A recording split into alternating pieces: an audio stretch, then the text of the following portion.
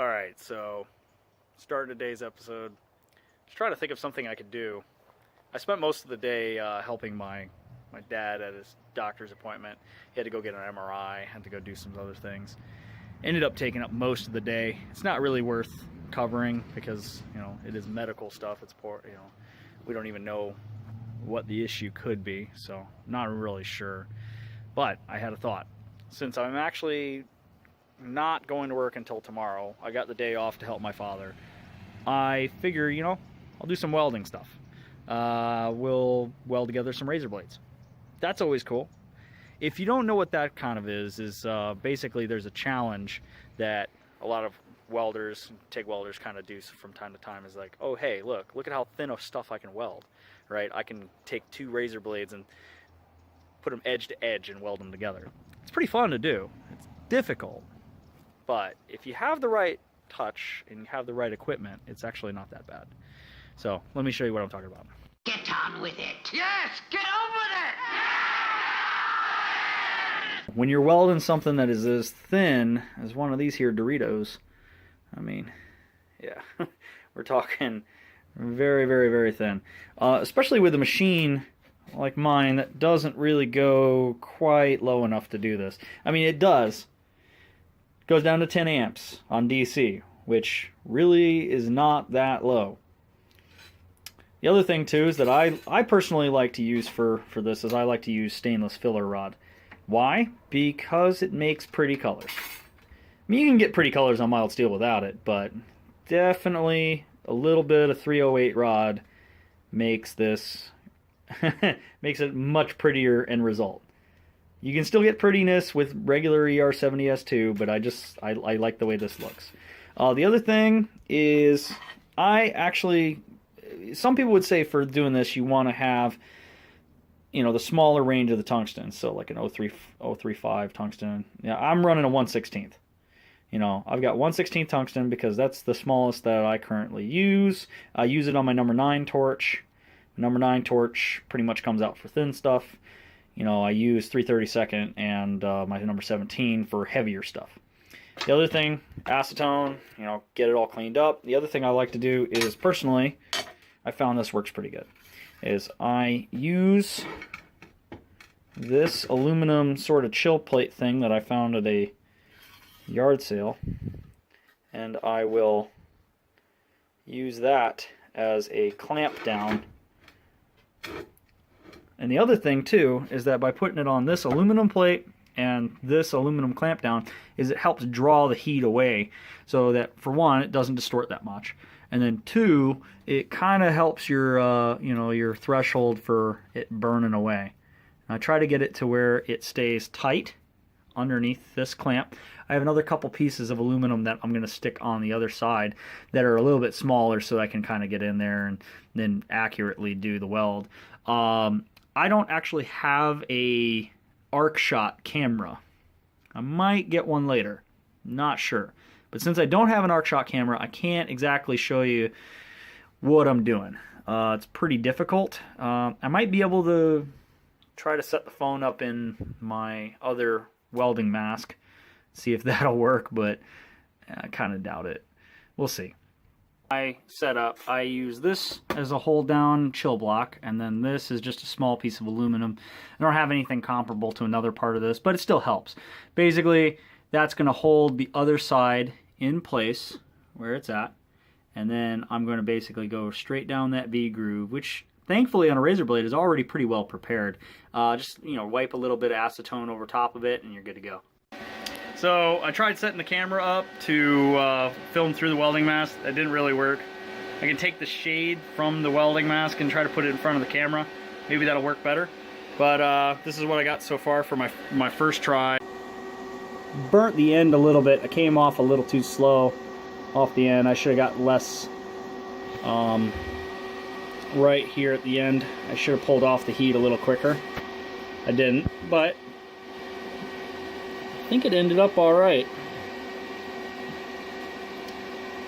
Had a little bit of a hiccup in the beginning, but it was because I didn't have the heat turned up high enough. Actually, I was welding with the machine too low.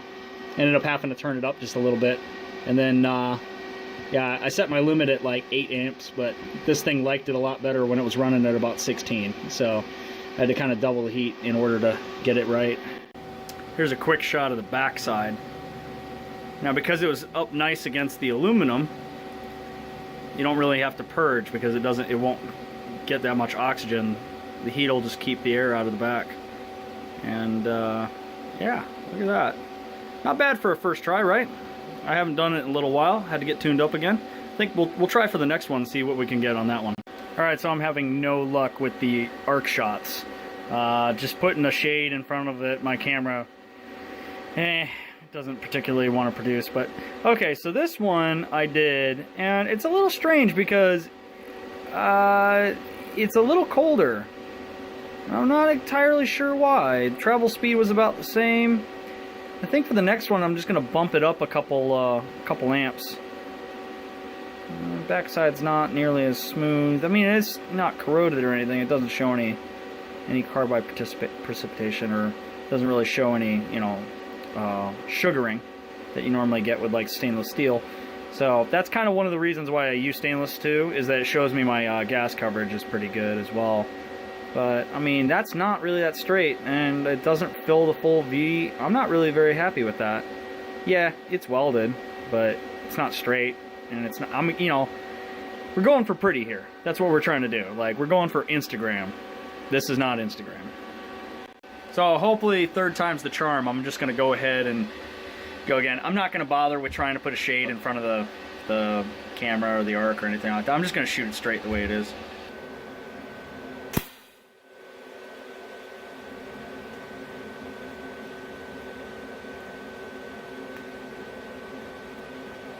What I normally do is I tack the ends a little bit. I'll take and I'll put the rod right on the end, and then I'll use that because, like, right at the very end, it's very easy to burn through, even with only a few amps. You know, 5 amps, it's wanting to burn through. So I'll start and I'll melt a dollop of the rod right onto the end, so that keeps it tacked together, so it won't move while I'm trying to weld it. And then I'll go ahead and I'll move this particular aluminum piece out of the way because my hand's going to hit it. So I'll tack the other end now.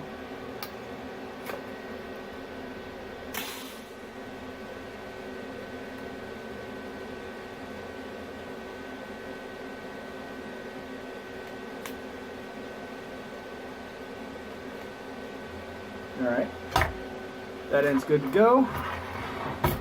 And then I'll just go ahead and run through it. This time I'm actually sitting. The other ones I was standing up because I was trying to get it out of the way of the camera. But this way, I mean, realistically, you're not going to see what's going on anyway. You're just going to see a big, big blue light moving.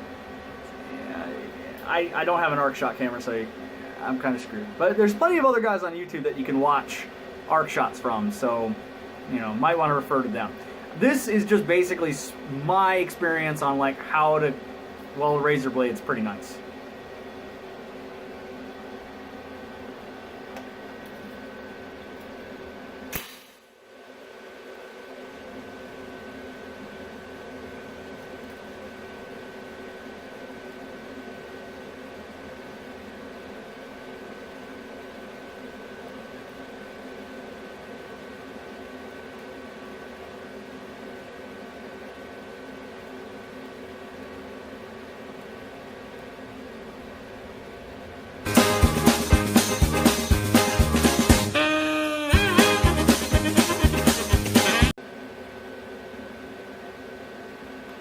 And I burned through at the end.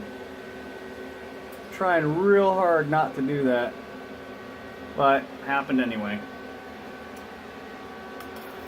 It's always the difficult part for me, is trying to get the end not to burn through. But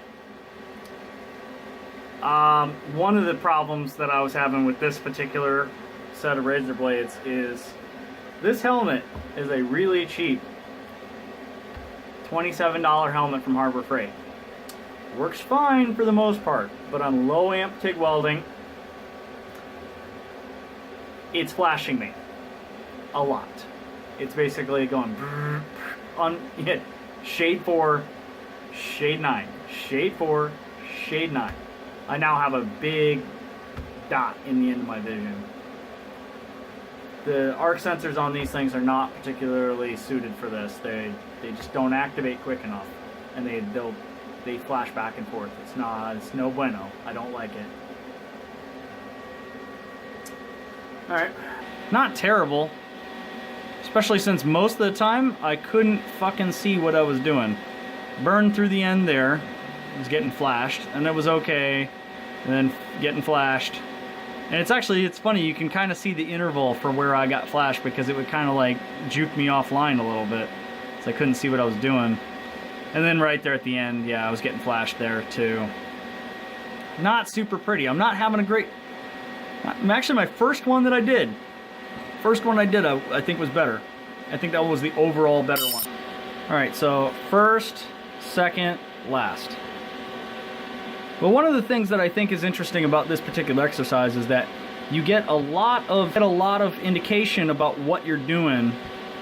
Very small changes make very dramatic differences in this sort of thing. And actually, I think the first one was the best. I think the first one I did. I mean, the middle's nice and consistent, and it's straight, you know. This one, not sure why it welded colder than the other ones. And then, because I was full pedal on that, and I'd actually gave this 2 more amps than I gave this. But this one seems colder, and it was full pedal. This one, yeah, arc flashing. I don't know, it's kind of like a mix between the two. It's kind of like, it's better, but at the same time it's worse, because I burnt through both the ends, and it's not very straight, not very consistent. Yeah, I think that's it for today's video. That's all I'm going to do. Kind of sore for content at the moment, but I think this was interesting, right? If you haven't ever done it and you have a TIG welder, I definitely recommend it. It's great exercise. It's great practice to get better, and because very small differences make very large changes, and you can immediately see what those small differences will do. Today I wasn't doing so hot. I didn't get the ultra pretty stuff that I sometimes am able to pull off. But you know, that's YouTube, that's failure, that's learning. You know, we'll get there. Eventually I'm gonna get there to where I'm doing it consistently every time. It's a little bit difficult because the hardware isn't necessarily optimal for what I'm doing, but then again, I know guys that do this on even less optimal equipment, so I don't really have any excuse. I know things that I would change to kind of make it a little bit better. I use smaller, thinner metal, filler metal for sure. That's one of the big problems with 1/16 filler metal. It likes to stick in the puddle, so like every time it sticks in the puddle, it kind of doesn't really want to return on me, and it keeps wanting to move the workpiece. It keeps wanting to move the razor blades, and that's not good for consistency. But anyway, that's it for today's episode. Normal YouTube thing: like, subscribe, dislike. Please dislike. I want to actually